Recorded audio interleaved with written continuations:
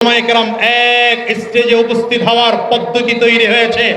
আজকের যেই পদ্ধতিতে আল্লামা জুনায়েদ আল হাবিব বক্তব্য দেন, সেই স্টেজেই আল্লামা মামুনুল হক বক্তব্য দেন, সেই স্টেজেই আল্লামা মধুপুরী বিশ্বাবুজুর বক্তব্য দেন, সেই স্টেজেই আল্লামা অলিপুরী বক্তব্য দেন, সেই স্টেজেই শায়েখ চরমনায় বক্তব্য দেন। ভবিষ্যৎ দেখতে পাচ্ছি ওলামায়ে কেরাম যেমন করে এক হতে চলেছে, ইনশাআল্লাহ জাতীয় ঐক্য তৈরি হবে, জাতীয় ঐক্য তৈরি হবে। গাদ্দার দাবিদারকে রুখে দিয়ে বাংলার জমিনে কোরআনী শাসন কায়েম হবে, কোরআনী শাসন কায়েম হবে। রাসূলুল্লাহ সাল্লাল্লাহু আলাইহি ওয়াসাল্লামের গোটা জিন্দেগিটা আমরা তিনটি ভাগে বিভক্ত করতে পারি। বলেন কয়টি ভাগে? আওয়াজ আসতে হয়, জোরে বলেন কয়টি ভাগে?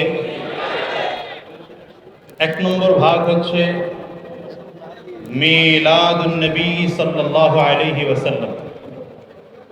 বাংলা অর্থ হলো নবীজির জন্ম, ঠিক না? আমি সামনে উপস্থিত দেখছি ছাত্র ভাইয়েরা বেশি, সুতরাং আশা করি কথা বলতে আমার জন্য ভালো হবে, আপনারা একটু সহযোগিতা করবেন। নবীজির জীবনের তিন ভাগের এক ভাগের নাম মিলাদুন নবী সাল্লাল্লাহু আলাইহি ওয়াসাল্লাম, অর্থাৎ নবীজির জন্ম। বলেন নবীজির জন্ম।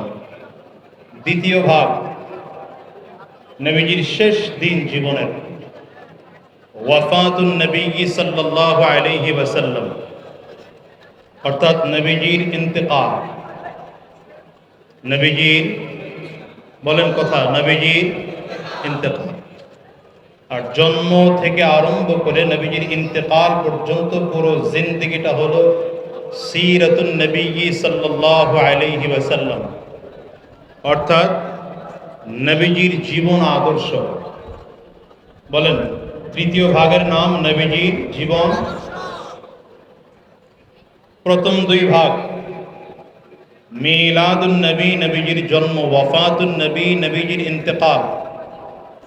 সহজ ভাষায় বললে এটা বলবো, এই দুটো জিনিস জানার বিষয়, মানার বিষয় না। মিলাদুন নবী এবং ওয়াফাতুন নবী জানার বিষয়, মানার বিষয়। কথা বলে না, জানার বিষয়, মানার বিষয়। কিন্তু সিরাতুন নবী সাল্লাল্লাহু আলাইহি ওয়াসাল্লাম এটা জানারও বিষয়, মানারও বিষয়।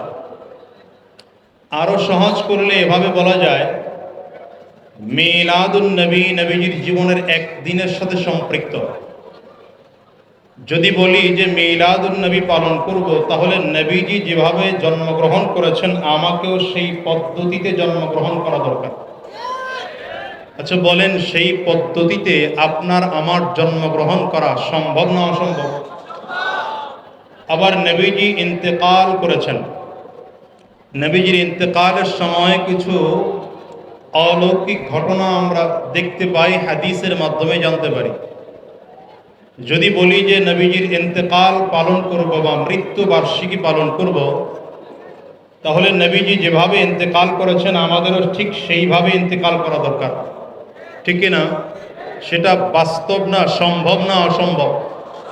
কিন্তু সিরাতুন নবী কেমন? সিরাতুন নবী হলো নবীজির গোটা জিন্দেগি। নবীজি নামাজ পড়েছেন, কিভাবে পড়েছেন, এটা সিরাতুন নবী। নবীজি রোজা রেখেছেন, কিভাবে রেখেছেন, এটা সিরাতুন নবী। নবীজি যুদ্ধ করেছেন, কিভাবে যুদ্ধ করেছেন, এটা সিরাতুন নবী। বলে যে নবীজি যেভাবে নামাজ পড়েছেন, আমরাও চাইলে নবীজির মতো নামাজ পড়া সম্ভব না অসম্ভব? নবীজি যেভাবে রোজা রেখেছেন, আমরাও চাইলে ঠিক সেইভাবে নবীজির মতো করে রোজা রাখা সম্ভব না অসম্ভব? তাহলে মিলাদুন নবী আর ওয়াফাতুন নবী পালন করা যায় না, পালন করা করতে হয় না, পালন করা সম্ভব না। সিরাতুন নবী পালন করতে হয়, পালন করা যায়। গোটা কুরআনে সিরাতুন নবী পালন করার আদেশ রয়েছে। এজন্য বলি যে মিলাদুন নবী আর ওয়াফাতুন নবী জানার বিষয়, মানার বিষয় নয়। কিন্তু সিরাতুন নবী জানারও বিষয়, মানারও বিষয়। মূলত গোটা কোরআনটা নবীজির সিরাত। কারণ নবীজির ইন্তেকালের পরে সাহাবায়ে কেরামদের জামাত আম্মা জান আয়েশা সিদ্দিকা রাদিয়াল্লাহু আনহার কাছে যখন গিয়ে প্রশ্ন করেছিলেন কাইফা কানা খুলুকুন নবী সাল্লাল্লাহু আলাইহি ওয়াসাল্লাম, আম্মা জান নবীজির আখলাক কেমন ছিল, চরিত্র কেমন ছিল, আম্মা জানের উত্তর ছিল কানা খুলুকুহুল কুরআন, নবীজির চরিত্রটাই কোরআন। উলামায়ে কেরাম এখানে আছেন, ছাত্র ভাইরাও এখানে আছেন। আম্মা জান যদি এভাবে উত্তর দিতেন কানা খুলুকুহু কা খুলুকিল কোরআন, যদি আম্মা জান বলতেন নবীজির চরিত্র কোরআনের মতো, কথা খেয়াল করেন, কানা খুলুকুহু কা খুলুকিল কোরআন, আম্মা জান কি এই কথা বলেছেন? না, আম্মা জান বলেছেন কানা খুলুকুহুল কোরআন। কেন? কারণ হলো আমরা অনেকের শক্তি উদাহরণ দিতে গিয়ে বলি অমুকে বাঘের মতো। লোকটাকে আসলে বাঘ না শক্তির একটা চাপ্টার বোঝানো হয়েছে। যদি অনেকের তেজস্বী বক্তব্য শুনে বলি লোকটা সিংহের মতো গর্জন দিয়েছে, তার মানে কি লোকটা আসলেই স্টেজে উঠে সিংহের মতো গর্জন দিয়েছে না খুব জোরালো বক্তব্য দিয়েছে। যদি বলা হতো নবীজির চরিত্র কোরআনের মতো, তাহলে বোঝা যেত যে নবীজির চরিত্রের সাথে কোরআনের সাথে পুরাপুরি মিল নেই, কিছু কিছু মিল আছে, কিছু কিছু গ্যাপ আছে। আম্মা জানা আয়েশা সিদ্দিকা রাদিয়াল্লাহু আনহা এমন এক কথা বলেছেন যেই কথার পরে আর প্রশ্ন থাকে না। আম্মা জানা আয়েশা সিদ্দিকা রাদিয়াল্লাহু আনহা সোজা উত্তর করলেন কানা খুলুকুহুল কুরআন। সাহাবায়ে কেরামদের প্রশ্নের জবাবে যখন আম্মা জান বললেন নবীজির চরিত্রই কোরআন, তার মানে আম্মা জান বুঝাইতে চাইলেন কোরআন যা, নবীজির গোটা জিন্দেগি তা। এজন্য বলি যে আল্লাহ তাআলা পৃথিবীতে দুই কোরআন পাঠিয়েছেন, এক হলো প্র্যাকটিক্যাল কোরআন, আরেক হলো থিওরিক্যাল কোরআন। আমাদের মাঝে যেটা প্রিন্ট করা কোরআন আছে 114 সূরাওয়ালা 30 পারাওয়ালা, এটা হচ্ছে থিওরিক্যাল কোরআন। আর আমার আপনার নবী সরওয়ারে দু আলম জনাবে মুহাম্মদুর রাসূলুল্লাহ সাল্লাল্লাহু আলাইহি ওয়াসাল্লাম থিওরিক্যাল নয় বরঞ্চ প্র্যাকটিক্যাল কোরআন, ঠিক না? ওয়াফাতুন নবী একদিনের, মিলাদুন নবী একদিনের, সিরাতুন নবী হলো গোটা জিন্দেগির। রাহমাতুল লিল আলামিন ওয়াহি প্রাপ্তির পরে আম্মা জান খাদিজা রাদিয়াল্লাহু আনহার কাছে এসে দ্বীনের দাওয়াত দিয়েছেন, এটা সিরাতুন নবীর অংশ। নবীজির ওই আম্মা জান খাদিজা রাদিয়াল্লাহু আনহার চাচাতো ভাই ওয়ারাকা বিন নওফলের কাছে গিয়েছেন, তিনি উত্তর দিয়েছেন হাদান নামুসুল্লাযী নাযালা আলা মূসা, এটা সিরাতুন নবীর অংশ। নবীজি জবলে আবু কুবাইসের সামনে দাঁড়িয়ে দ্বীনের দাওয়াত দিয়েছেন গোটা মক্কাবাসীকে, এটা সিরাতুন নবীর অংশ। রাহমাতুল লিল আলামিনকে মক্কার শিয়াবে আবু তালিবের মধ্যে বন্দী করা হয়েছিল, এটা সিরাতুন নবীর অংশ। রাসূল আরবি সাল্লাল্লাহু আলাইহি ওয়াসাল্লাম কাবার চত্বরে সাজদায় ছিলেন, কাফির আর মুশরিকরা নবীজির মাথার উপরে উটের নারী ভুঁড়ি, পচা নারী ভুঁড়িগুলোকে ফেলেছিল, এটা সিরাতুন নবীর অংশ। নবীজি তায়েফের জমিনে দাওয়াত নিয়ে গিয়েছেন, মার খেয়েছেন, রক্তাক্ত হয়েছেন, এমনকি কাফির আর মুশরিকরা নবীকে এমন ভাবে পাথর মেরেছে রাহমাতুল লিল আলামিন বেহুশ হয়ে জমিনে পড়ে গিয়েছেন, এটা সিরাতুন নবীর অংশ।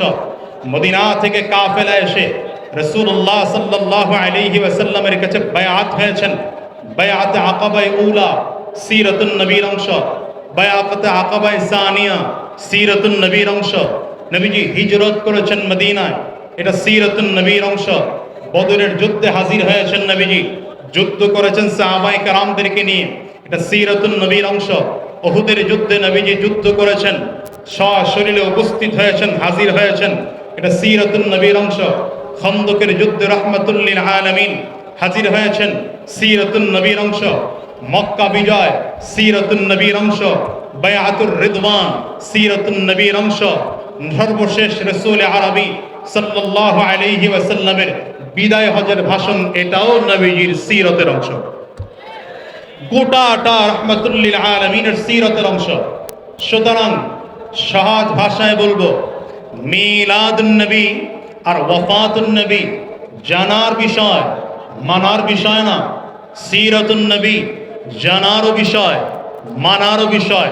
শুধু জানার আর মানা পর্যন্তই শেষ নয়, বরঞ্চ গোটা পৃথিবীতে রাসূলুল্লাহ সাল্লাল্লাহু আলাইহি ওয়াসাল্লাম শিখিয়েছেন সিরাতুন নবী প্রতিষ্ঠার জন্য মেহনত করা, সিরাতুন নবী প্রতিষ্ঠার জন্য প্রয়োজনে রক্ত দেওয়া, সিরাতুন নবী প্রতিষ্ঠার জন্য প্রয়োজনে জীবন দেওয়া। সাহাবায়ে কেরাম রক্ত দিয়েছেন, জীবন দিয়েছেন সিরাতুন নবী তথা কোরআনকে জমিনে বাস্তবায়ন করার জন্য। সাহাবায়ে কেরামদের ইন্তেকালের পরে তাবিঈন, তাবে তাবিঈন, আইম্মে মুজতাহিদিন, উলামায়ে মুতাকাদ্দিমিন, উলামায়ে মুতাআখিরিন এক এক করে করে যুগের পরিবর্তনে দ্বীন এ জমিনে জিন্দা করার জন্য, কোরআন এ জমিনে কায়েম করার জন্য রাসূলুল্লাহ সাল্লাল্লাহু আলাইহি ওয়াসাল্লামের সিরতকে জমিনে বাস্তবায়নের জন্য চেষ্টার ফিকির মেহনত করেছেন মুফতি ফজলুল হক আমিনী রহমতুল্লাহ আলাইহি। চেষ্টার ফিকির আর মেহনত করেছেন শাইখুল হাদিস আল্লামা আজিজুল হক রহমতুল্লাহ আলাইহি। সিরাতুন নবী বাস্তবায়নের জন্য ফিকির আর মেহনত করেছিলেন কুতুবুল আলম কালো মানিক সৈয়দ ফজলুল করিম রহমতুল্লাহ আলাইহি। এই সিরাতুন নবী বাস্তবায়নের জন্য মেহনত করেছিলেন আল্লামা শাহ আহমদ শফি রহমতুল্লাহ আলাইহি। সিরাতুন নবী বাস্তবায়নের জন্য মেহনত করেছিলেন আল্লামা জুনাইদ বাবু নগরী রহমতুল্লাহ আলাইহি। আরে বন থেকে বড় বড় বাঘরা চলে গিয়েছেন, এখন বাঘের বাচ্চারাও সিরাতুন নবী দুনিয়াতে বাস্তবায়নের জন্য মেহনত করছেন। সিরাতুন নবী বাস্তবায়নের জন্য বর্তমান যুগের উলামায়ে কেরামরাও সিরাতুন নবী বাস্তবায়নের জন্য মেহনত করছেন। সিরাতুন নবী বাস্তবায়নের জন্য মেহনত করে যাচ্ছেন আল্লামা খালিদ সাইফুল্লাহ আইয়ুবী দামাত বারাকাতুহুম। সিরাতুন নবী বাস্তবায়নের জন্য মেহনত করে যাচ্ছেন মুফতি সাখাওয়াত হোসেন রাজি সাহেব দামাত বারাকাতুহুম। সিরাতুন নবী বাস্তবায়নের জন্য মেহনত করে যাচ্ছেন আল্লামা জুনাইদ বা আল্লামা জুনাইদ আল হাবিব দামাত বারাকাতুহুম। সিরাতুন নবী বাস্তবায়নের জন্য মেহনত করে যাচ্ছেন এই যুগের উলামায়ে কেরাম। সিরাতুন নবী বাস্তবায়নের জন্য মেহনত করে যাচ্ছেন আল্লামা মামুনুল হক দামাত বারাকাতুহুম। সিরাতুন নবী বাস্তবায়নের জন্য মেহনত করে যাচ্ছেন শায়েখ চরমনাই মুফতি ফয়জুল করিম দামাত বারাকাতুহুম। আজকের এখানের ময়দানের, আজকের এখানে গোটা আলেম সমাজের উপস্থিতি, বাংলাদেশের এমন কোনো আলোচক নেই আজকের এই ময়দানে উপস্থিত হন নাই। বাংলাদেশের ছাত্র জনতা, নবী প্রেমিক জনতা এখানে উপস্থিত হয়েছে দিলের একটাই তামান্না, সিরাতুন নবী বাস্তবায়ন করার জন্য। প্রিয় ভাইরা আমার, প্রিয় ভাইরা আমার, যুগের পরিবর্তনে আলহামদুলিল্লাহ আমার কাছে মনে হচ্ছে আমাদের এখন মাদানী জিন্দেগি চলছে।